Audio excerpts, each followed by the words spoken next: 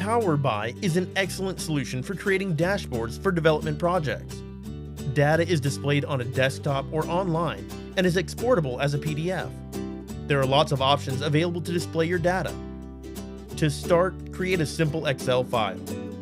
Next, download Power BI Desktop from Microsoft. It's free. Open and then click the Get Data icon, choosing Excel. You also have the option to bring in from SQL servers, database sets, data files, and a website. Open your file, and your data will appear.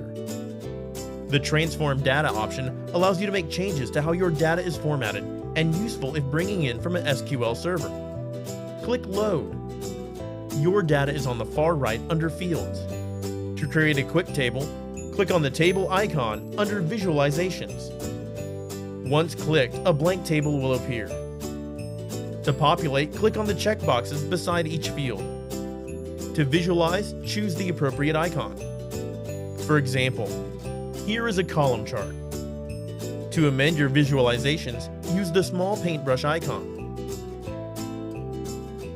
To maintain a Power BI dashboard and update with new data, all you do is amend your Excel file.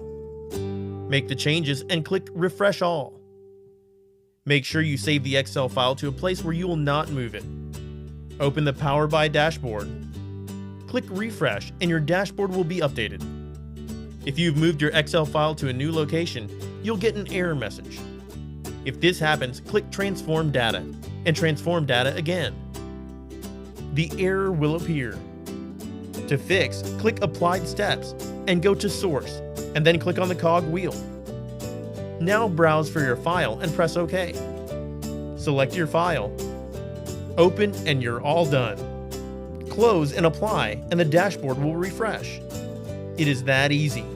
Have a play and start using your monitoring work. If you need help setting up, please contact David Hearle.